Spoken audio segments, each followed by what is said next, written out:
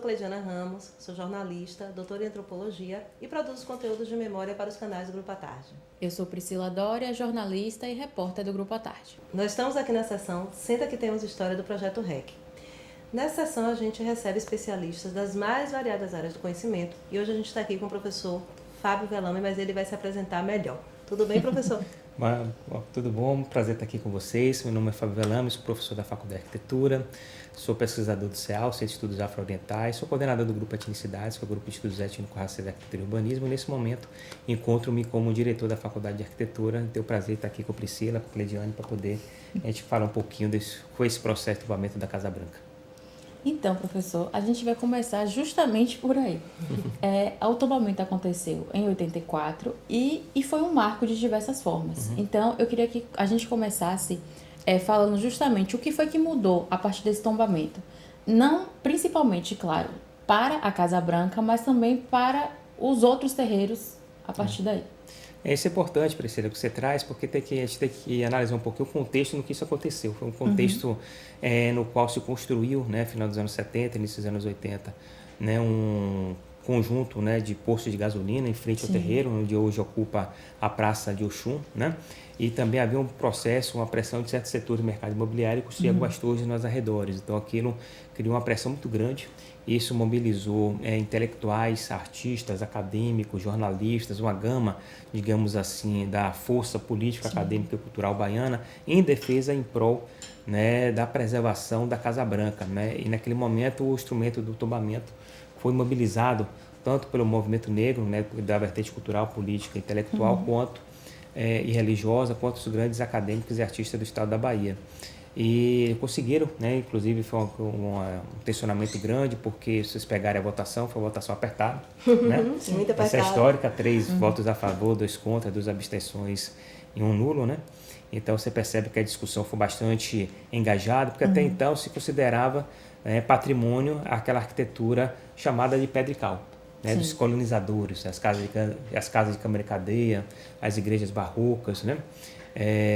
Os fortes, o casario colonial, aquilo que a modernidade brasileira, que o movimento moderno brasileiro reconhecia com as origens, né, genuínas da nação brasileira, que seria esse período colonial e sobretudo a arquitetura barroca, né, a chamada arquitetura de pedra e cal. E nesse momento há um movimento de luta pelo reconhecimento, né, do patrimônio afro-brasileiro, e no momento de luta no qual os anos 80 tiveram o surgimento e desenvolvimento dos blocos afros, né, a retomada dos afoxés, a luta do movimento negro, né, nacional, a redemocratização do país, a nível internacional também, né, o processo de finalização da libertação dos países africanos, a luta, né, no movimento dos Estados Unidos, né, pelos direitos civis. Então você tem a luta contra o apartheid na África do Sul.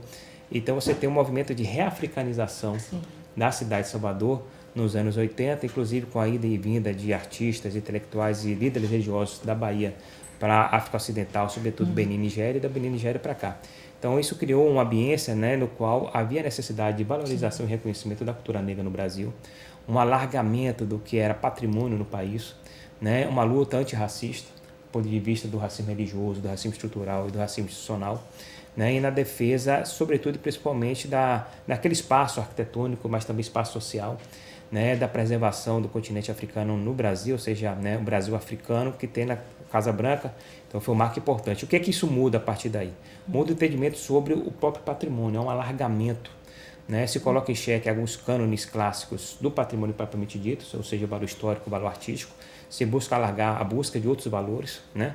O entendimento da autenticidade da matéria, né? O entendimento da imutabilidade dos espaços, entendendo que aquela arquitetura traz outros valores, outras problemáticas, outras complexidades, mas, sobretudo, ela cria um horizonte político de reconhecimento da cultura negra a nível nacional, o primeiro grande monumento negro que é reconhecido como patrimônio nacional. Isso tem impacto muito grande na área de patrimônio, né, na sociedade brasileira, no campo da história, das artes, né, em todos os campos, e abre um pressuposto para poder ampliar, digamos assim, uma política de construção de tombamentos que vai acontecer a partir dos anos 2000, né? A gente tem um certo hiato entre o tombamento da Casa Branca de 84, o tombamento, por exemplo, do próximo Colégio Chaponfunjá, quase 20 anos depois.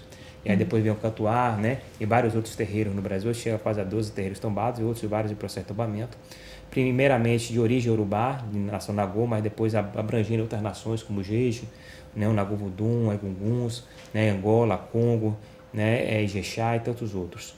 E principalmente, além desse alargamento, dessa possibilidade de estar reconhecendo outros territórios, outros patrimônios afro-brasileiros como patrimônios culturais da nação, também tem a perspectiva de construção, e o Brasil foi pioneiro disso. Isso surge a partir do processo da Casa Branca, né, sobretudo com intelectuais importantes que acompanharam o processo, né, como Ardep Serra, a professora Massa Santana, né, de criação, mais recentemente, né, toda uma política e construção de um pensamento sobre o patrimônio imaterial.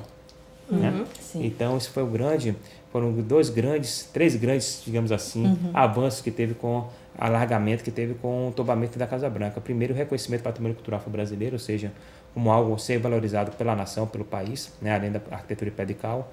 O segundo, né, o avanço da política de tombamento nos terreiros do Brasil. E terceiro, a criação no Brasil, né, de uma política e toda uma reflexão sobre o patrimônio imaterial.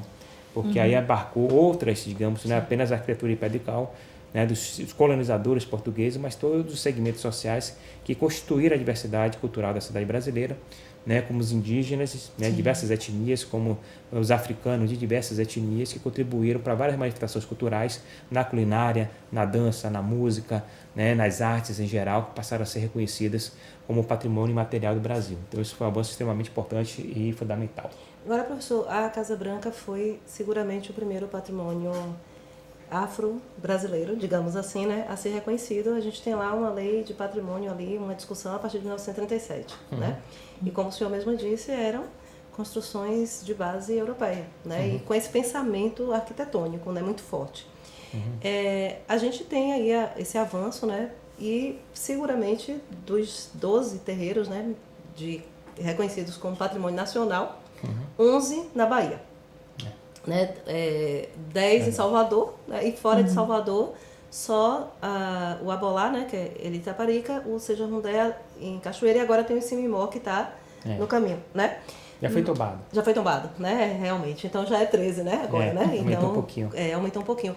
Mas então a gente tem esses avanços, terreiros de candomblé, né, reconhecidos, os bens imateriais, no caso o samba, né, e outras manifestações culturais, o próprio modo de fazer acarajé, festas, né, a gente tem festas também, né, mas a capoeira, né, então a gente abriu, né, toda uma discussão, né, esse tombamento da Casa Branca é um divisor de águas, sem dúvida nenhuma. Mas agora, nesse momento, quais são os desafios que essas comunidades, né, religiosas, mas também outras manifestações, quais são os desafios agora, né, nesse atual momento, no debate, o que é que mais tem encontrado como desafio? Acho que tem dois grandes debates que estão surgindo nesse momento. Primeiro, um entendimento, né, de alargamento teórico e crítico e dos processos dentro dos processos de tombamento, que se divide hoje no Brasil em dois grandes grupos, patrimônio material e imaterial. E dentro dessas universidades, dentro desses universos, né, dos povos comunidades tradicionais em geral, eu falo comunidades indígenas, ciganas, quilombolas, povo de terreiro, fundo de pasto, ribeirinho, todos eles, dessa diversidade, eles, dentro da sua concepção, da sua cosmopercepção, como eles veem o mundo, né? E a ética, né? O conjunto de valores estéticos, ele não separa o que é material e imaterial. É uma coisa só. Né?